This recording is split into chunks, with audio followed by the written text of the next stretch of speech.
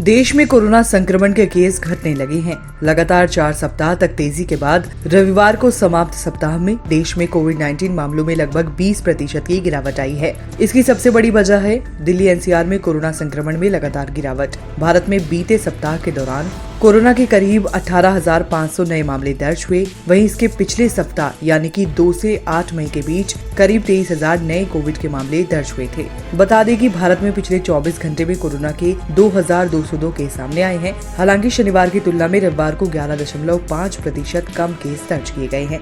वहीं रविवार को 27 लोगों ने जान गंवाई है। पिछले सप्ताह के मुकाबले इस हफ्ते कोविड मौतों की संख्या में इजाफा हुआ है। बीते सप्ताह जहां 20 मौतें हुई थी, वहीं इस सप्ताह मौतों का आंकड़ा 34 रहा। ये वृद्धि मुख्य रूप से सप्ताह के दौरान राजधानी दिल्ली में 16 कोविड मौतों की रिपोर्ट दर्ज करने के कारण हुई।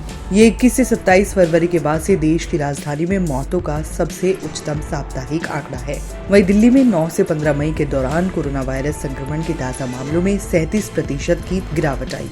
बीते सप्ताह के दौरान शहर में कोविड-19 के 6,104 ताजा मामला दर्ज किए गए थे, जो पिछले सप्ताह के 9,694 से कम है, क्योंकि एनसीआर में कोविड-19 का प्रकोप कम होता दिख रहा है।